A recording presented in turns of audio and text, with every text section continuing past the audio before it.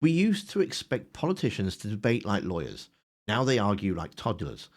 You are the victim watching a serious allegation get deflected with "I am rubber and you are glue" logic. Laila Cunningham is the villain here, not because she's defending Nigel Farage, but because she's doing it with the emotional maturity of a 6-year-old. The stakes are high. We're talking about racism and integrity, but her defense strategy is effectively, "My dad is stronger than your dad." The job of a spokesperson is to bring facts to a gunfight. Cunningham brings feelings. Watch how she handles the core accusation. 20 people say Farage was racially abusive. Her rebuttal is, "Nah." I have full faith in Nigel, and I know that he's not an anti-Semite. I know he's not a racist. I mean, but he's being attacked for something consistently that he said 45 years ago that has absolutely no bearing on supposedly said, and he can't remember saying it, and he denies saying it. So I don't see why. But they do remember. I know he's not. That isn't evidence. That's blind loyalty. That's the logic of a mother screaming at her little angel couldn't have started the schoolyard fight, even though 20 other kids saw him throw the first punch. She dismisses 20 witnesses based purely on her own affection for the accused. When Goodall pushes back, pointing out that trauma makes memories stick, Cunningham tries a desperate pivot. She tries to use her own bad memory as proof that the accusers are lying. Well, the Mayor of London, Sadiq Khan, has said, he experienced racism as a child. You don't forget something like that. I experienced racism as a child. I was called a sand N-word because Exactly, you I'm haven't Egyptian. forgotten it.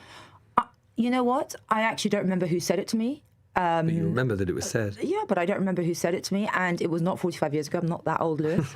But all I'm saying is he has denied saying it, and you can milk it as much as you want to try and show Nigel as a racist person, and I think the majority of the British public know that he's not. This is a spectacular self-own. She tries to say, "I forgot the bully's name, so their memory must be wrong." But Laila, you just admitted you remember the slur. You remember the event. You're proving the exact point that you're trying to destroy. That shocking, specific moments stay with you forever. By claiming that she hasn't forgotten her own trauma, she inadvertently validates the memory of every single person testifying against Farage. She walked right into that one. But the moment that really exposes the childlessness, the absolute peak of "I know you are, but what am I?" is when she runs out of arguments and decides to make herself the victim. I actually take offence because when you call Nigel racist, you call me racist just by default of being part of a party. Yes. You were saying that potentially he's being insensitive to the accusations which have been put forward. That is what the criticism could be. It's not necessarily binary, Laila. It's not just saying he's definitely a racist or he's not. You could be saying that actually he's just handled this insensitively and indeed potentially crassly. No, I don't think he has at all. I think actually the press... Is that not in the eye of the beholder of the people who are making the Well, I mean, you're asking for my opinion, right? So it is in my eye now. And I'm putting that as a rejoinder. Yeah, so you cannot apologise or take something on the chin as you want him to for something that you didn't say. No one in their right mind would do that. You're saying he's guilty without admission. Here comes the emotional shield.